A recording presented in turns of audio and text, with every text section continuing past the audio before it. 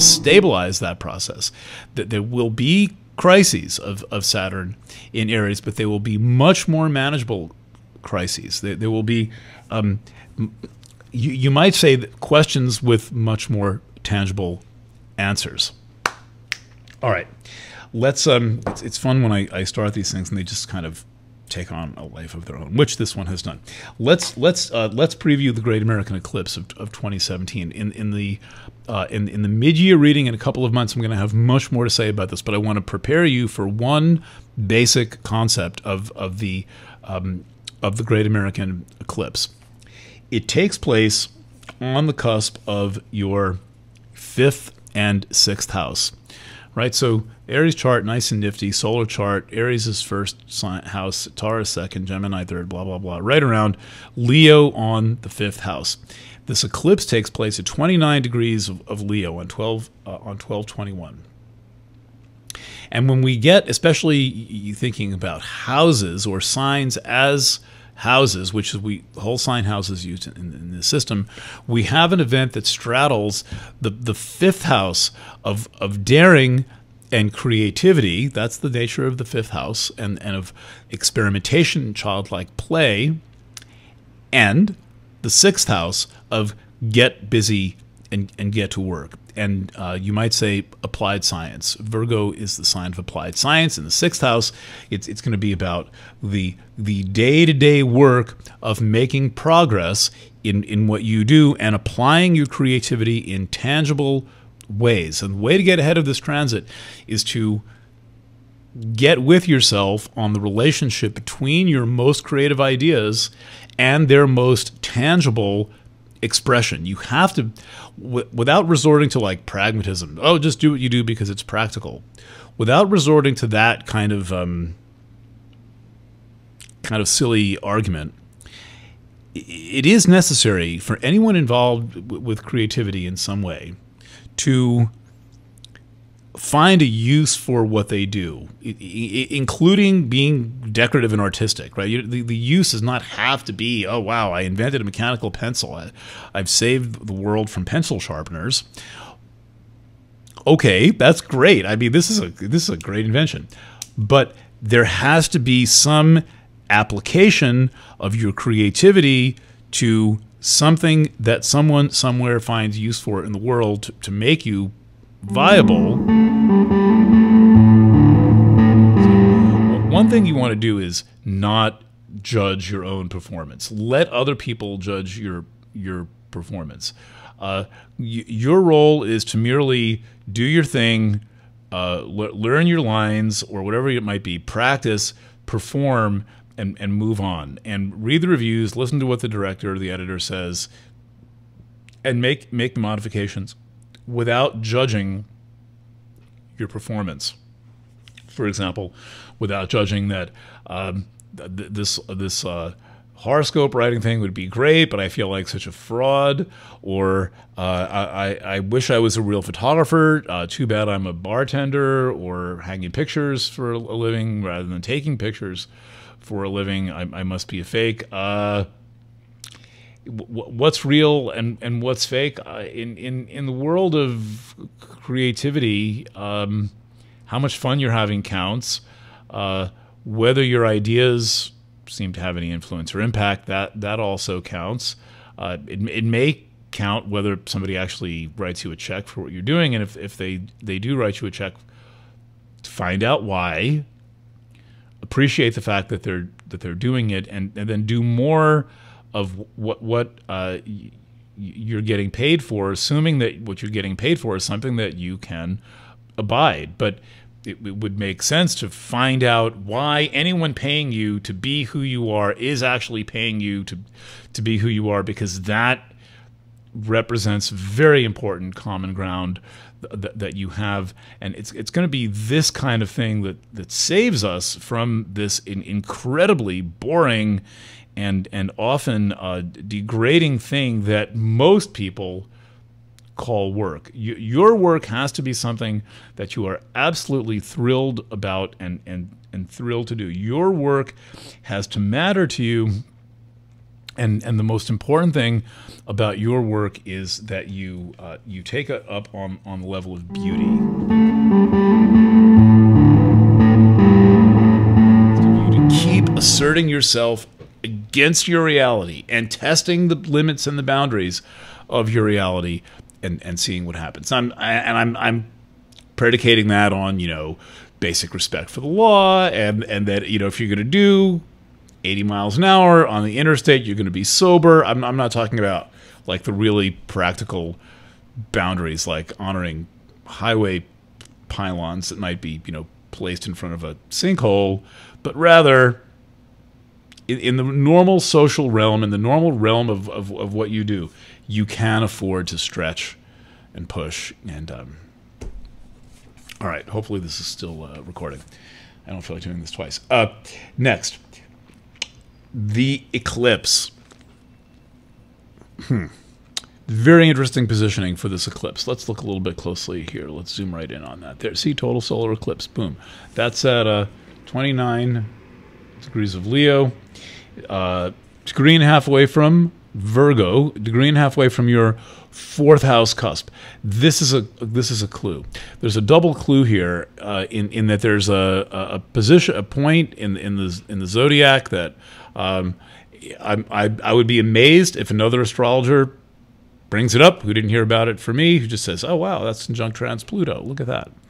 Trans-Pluto is a point that looks at narrowness. It describes narrowness, and it in your chart is describing an idea of your safety and your security and your well-being that needs to be wider. It needs to be bigger. You need a more open-minded concept of what it means to be secure. The eclipse happens right up against that in Leo, drawing forth vital force and pushing against your concept of what it means to be secure. Like, I don't need these training wheels anymore, for example, right? That's a perfect illustration, right? You're riding as a little kid, and the training wheels get you up. You learn how to balance. You don't fall off the bike, right? You've gotten that far. Then one day you realize, wow, I can go further and faster, and it won't look so stupid if I get rid of these training wheels. So you get a wrench and you take them off. That's the picture of this eclipse. You don't need training wheels. You do need to aspire to tangible goals that you want to have. That's what I have to say to you. So, let's see. Check your rising sign. That about sums it up, I think. I don't want to over present this here. But, you know, there's a lot of boundary testing going on, and ultimately the most important boundaries that you must test are the limits that you have set upon your own creativity, your own bliss, your own freedom of movement, and freedom to achieve.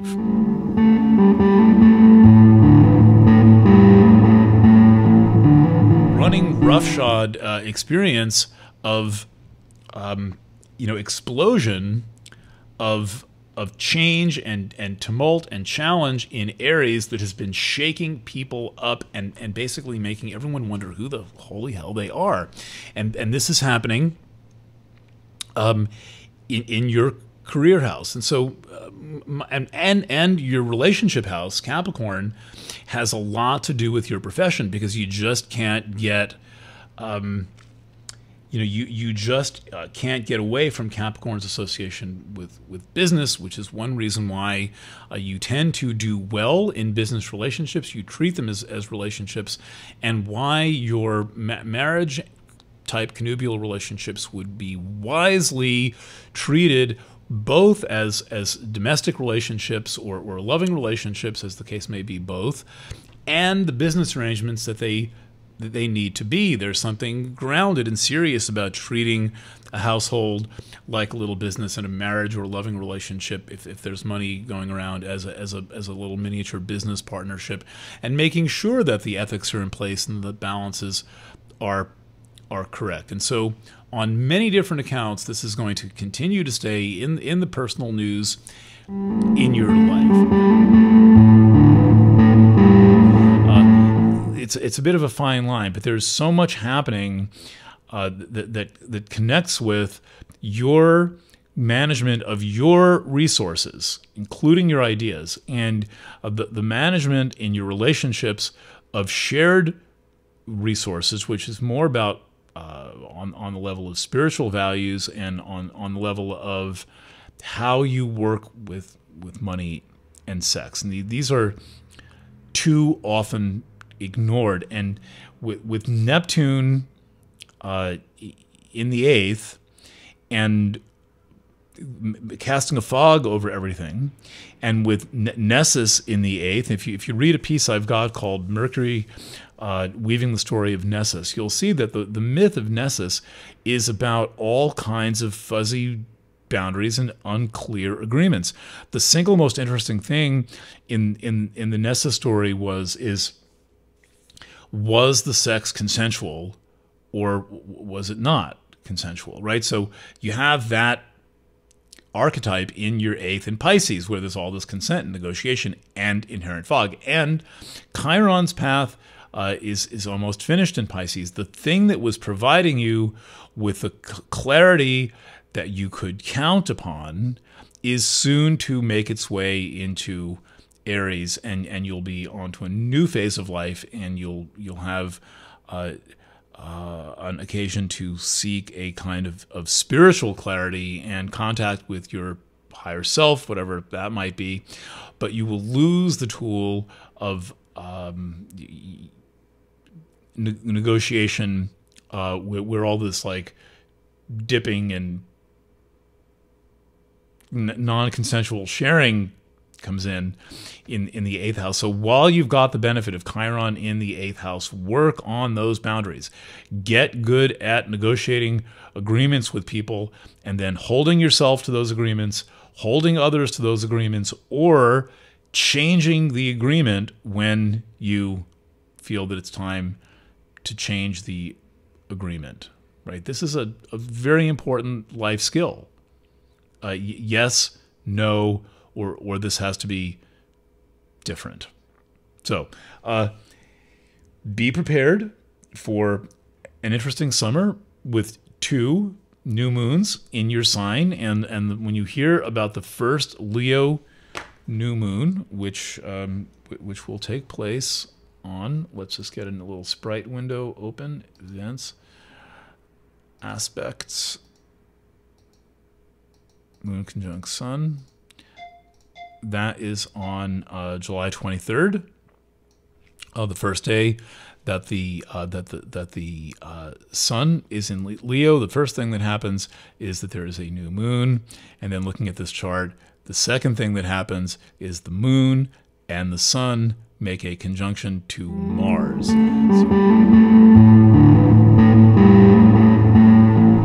Uranus goes into Taurus. That's interesting. That ought to, get your pilot's license for that one. You're going to want to fly around a lot, and you might need your own airplane. Next is that Chiron is going into Aries, and this will help you focus your quest for identity through relationship. Chiron will provide relief to all things influenced by the sign Aries, because Chiron is not an anarchist influence. Chiron is like you, wants a combination of order and experimentation. It wants a combination of stability and change. And one thing we can say for sure is we live in a time of too damned much change. We're not meant to endure this much change this fast. Chiron entering Aries will stabilize that process for you, in my take as an astrologer, and poignantly focus your quest for yourself through relationship. We don't quite know what that means, but there's a redefinition of your concept of relationship. Finally, Saturn enters Capricorn. It's going to clear the conjunction with the galactic core in December and then enter Capricorn, where it will stay for 2.5 years. And this is another kind of harbinger of increased productivity after a period of impressive chaos. My sense is that first of all, you will appreciate these transits as they happen. That includes the eclipse, because you're going to get a tap into a little bit of extra mojo with your 12th house being called attention to, and kind of opening up a vent, like how you might feel if you hadn't had an orgasm in 10 years, and then suddenly you like really have the big one. That's this eclipse, which will equalize the pressure between the interior of your psyche and the exterior environment around your psyche. And then other factors that are in my reading, likely to stabilize these very erratic processes that have gone on. And what I'm suggesting is you do not have to wait for any next years. You can set your mind on this process. You can determine that you're going to focus these questions, these this material, and you have the planetary placements to at least have awareness that these regions of yourself exist, because you've got descriptions and you understand something about the process that's going on, and you can get ahead of your transits and begin a process of refocusing and of stabilizing, remembering, of course, that there is some revelation at hand associated with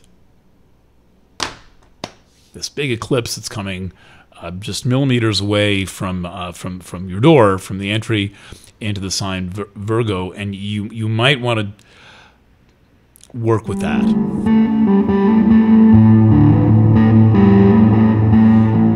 Yet, when you look into a true mirror and you see an image of yourself as others see you, that is considered awkward, and it is. There are people who are considered to be destabilizing. As the inventor of the true mirror cautioned me, that there will be some people who look in the true mirror and who start crying, which is kind of an interesting thing to have. Yeah.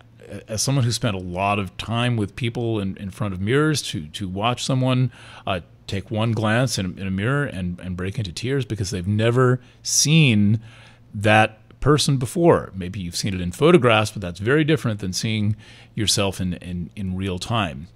And so the movement of Venus back and forth, Venus being your ruling planet, by the way, which is why the movement of Venus is so vital to you, particularly where it's ended up now at the time of the summer solstice.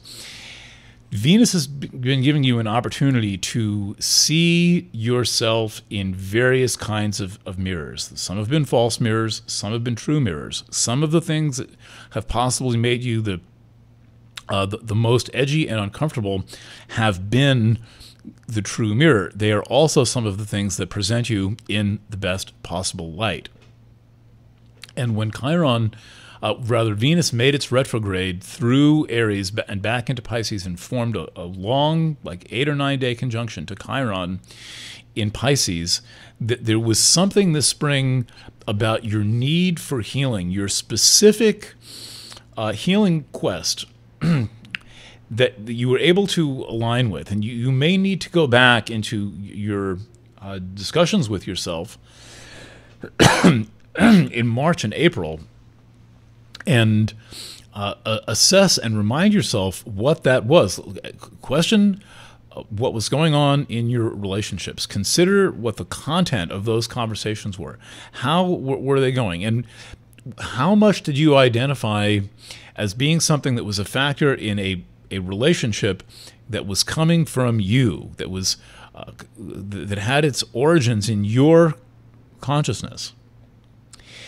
Now, one of the things about healing, in particular healing relationships, is that it requires a tremendous amount of self-disclosure. You have to reveal yourself to the people that you are close to, or there really is no basis for trust.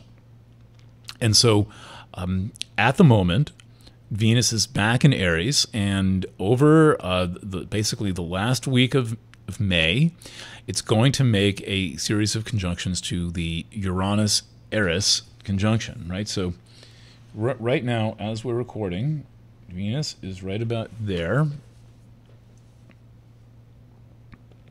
And then it's going to form conjunction first to Eris and then to Uranus.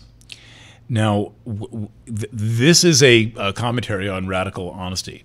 If anything describes the either inability or unwillingness to bullshit, to be someone other than who you are, this is the astrology.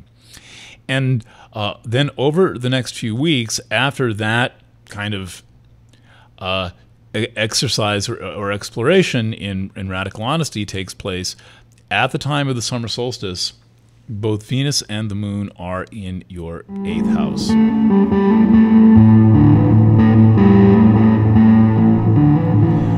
One interesting thing about your 10th is that a minor planet called Varuna, Pluto-like, approximately 300-year orbit, I think 290, has arrived there, and this is giving you a leg up in career stuff. You have what many of the people at the top of your profession have, whatever profession that is, and Varuna tends to level the playing field. Additionally, there's going to be this opening of the total solar eclipse in your 10th house. But as you can see, it happens late in your 10th house, and it's close to Virgo, which is your 11th house, which you might think of the 11th house as your house of public acceptance. You might think of it as the house where you either get to be the flavor of the month or not. And there is a mental block here in terms of how you perceive your public, whatever that is, circle of friends, your client base, whatever that might be. And that mental block is illustrated by trans-Pluto, another one of these hypotheticals, but it's from a different set of hypotheticals. The eclipse is going to push the barrier between your reputation and how you are received. As with all things involving this trans-Pluto point showing up in Virgo, wherever it shows up for people, the counsel is you must keep an open mind. And the open mind to keep with trans-Pluto is the open, in Virgo, in the 11th, is the open mind of what people think about you. You are likely to have a much harsher self-image than people have of you. You may just think, well, I'm boring, nobody likes me, and this, that, and the other. And the reality is you're venerated. You're respected, and you're looked up to. And what you have to get out of is the habit of expecting people not to approve of you, of expecting people not to like you, and expecting that they're judging the scuff on your boot, when the chances are, if the conversation went on for 6 months, they would never see the scuff on your boot. You've got to withdraw those projections and allow yourself to be either the attractive type, which could be here and here, the like deeply fermenting vat of barley sexual type, turning yourself into whatever they make out of barley. I keep forgetting.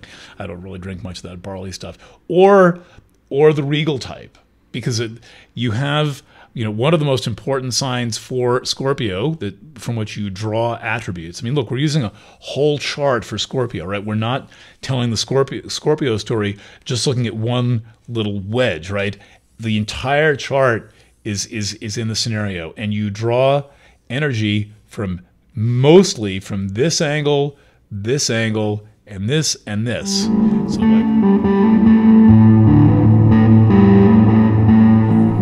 feel different. If you feel like you have some special spiritual mojo you can't explain, and you understand things people don't understand, or you have a sense of purpose or of destiny that other people don't seem to have, if a lot of people you notice are like kind of mumbling to God, and you are getting thundercracks and lightning flashes in your mind, consider the possibility that it's because Sagittarius is not your ordinary sign of the zodiac. There's something really different about Sagittarius. These central features in the galaxy and in the universe are right in your fucking sign, and that, just tell yourself that every day, and then ask for the guidance that you need. And then make sure that you have a cornerstone laying ceremony, that you be the one wacky person who looks at something that's empty, and you see what can be there, and you put a couple of skids of bricks on your credit card and you start building the thing. That's what this time in your life is about. All right, let's look a little more closely at this chart with that wrap. This recording might go a little bit over, but we'll see. Usually it comes right out at 30 minutes, kind of what I figure is the maximum that people can stand. Now, that said, this Saturn in Sagittarius placement is currently under some very unusual transits right now that make it especially distinctive, that make it different than your average ordinary Saturn in Sagittarius, which happened about 27, 28, 29 years ago. The first thing going on is, and it would be good to draw this in. Got a lot of lines here. May need to rescan this chart for you, but let's see. You'll have the video version of it. So there's on the big clock. There's a lot of slow hands on the big clock of time, right? The little hand, right? That one goes around slower. So in astrology, there's basically big hands, little hands, and second hands. There's a whole bunch of all of them, but two of the little hands that move more slowly are Saturn, right there, Chiron, right there. Continues to work its way through Capricorn, and it will make a series of squares to even slower moving Eris. This is like 2018 to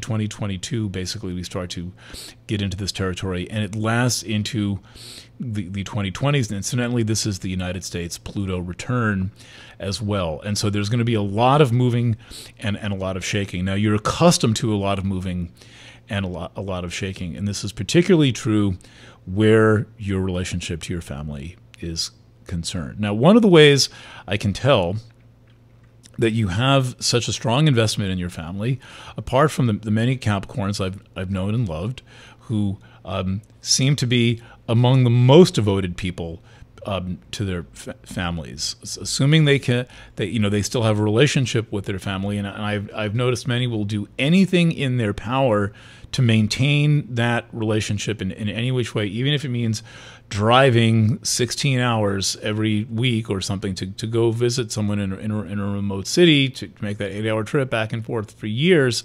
We'll do that. But astrologically, the way this shows up, and this may provide you with a little bit of insight, is that the sign Aries is on your 4th solar house. The 4th house is the foundation we stand on. It's also the security base. It's also the family of origin household, how you experience the family of origin household, and what that says about your ability to feel safe and secure now at this stage of your life as an adult, not as a child. And so when we look at this and we see that Aries is there, I mean, we remember that Aries is the sign. See, Aries, 4th house, that's there. Aries is the sign that points, in especially in the solar chart system, gives a clue as to where we seek identity, where we seek ourselves, where we attempt to get to know who we are. And when you put Aries, when you combine Aries with the 4th house, it's suggestive that your place in your family may be the most important thing in your life. And that would be particularly challenging if it were something that you didn't want to be true, if you want to outgrow your family, if you want independence from your family, and in particular, if you want to be who you are outside the strictures and the rules and the kind of in a sense game that families play, trying to hold you to the person that they expect you to be, or that they want you to be, or that from their viewpoint they need you to be, so that you don't question or challenge or threaten their ego structure.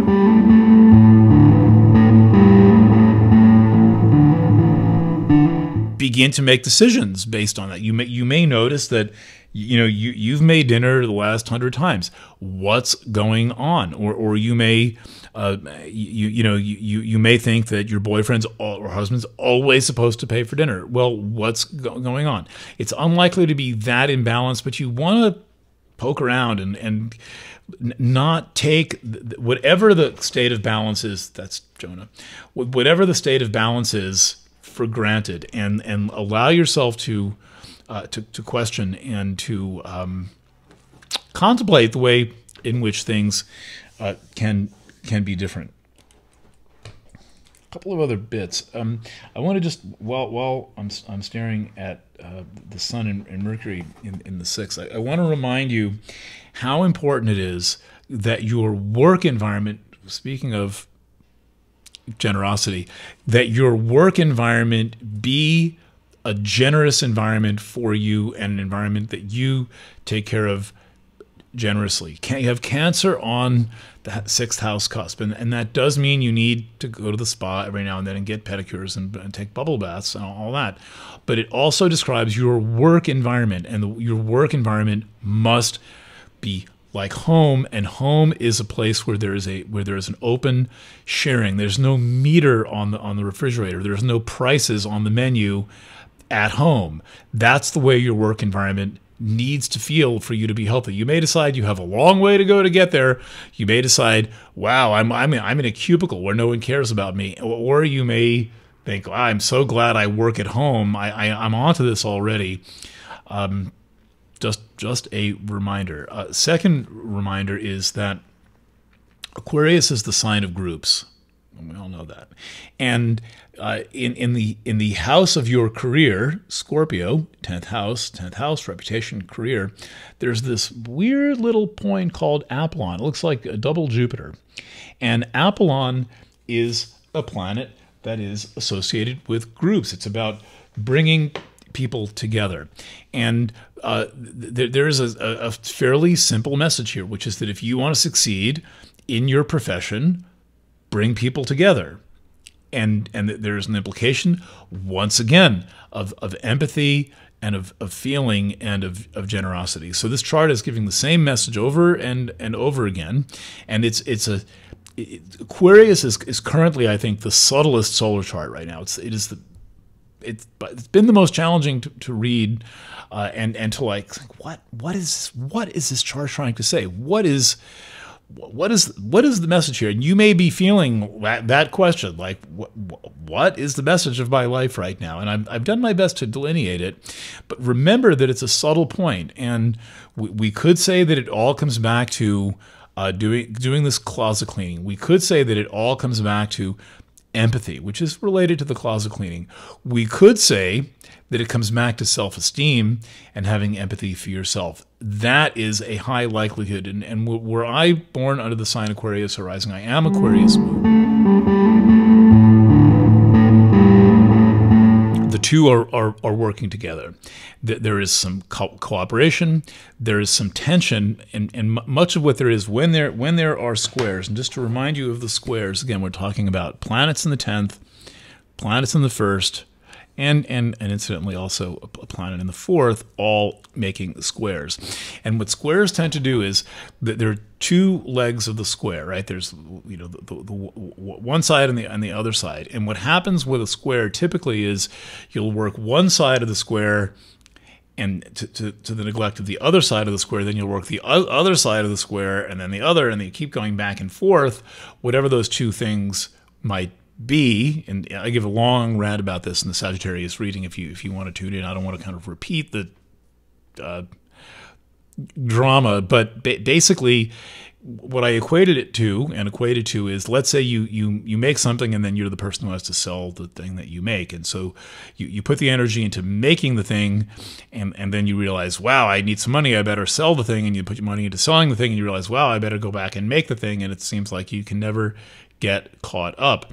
And with the 10th and the 1st involved, there's achievement with Saturn in the 10th that's provoking you to grow personally, and then when you dive in and grow personally, that may be a much more internal orientation, and you neglect the outside. And so there's some interior versus exterior. There is some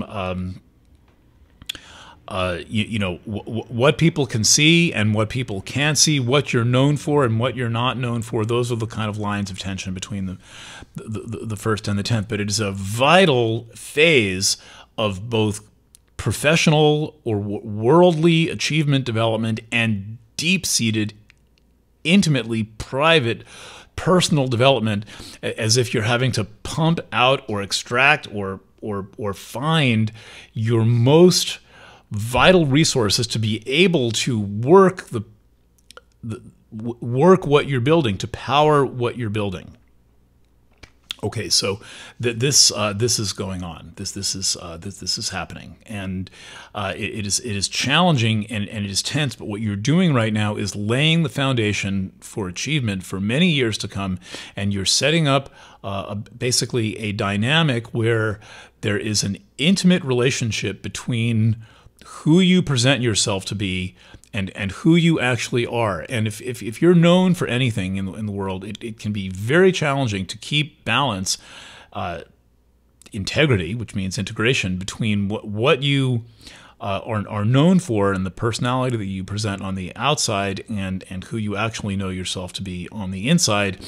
And with Saturn square Chiron, and with Saturn square Pholus, rather, Saturn square Chiron, and then Pholus square Chiron, that's a lot of energy between these two facets. And these lines that are here, that they should actually be drawn like in bright red, are bold lines of energy that are conduits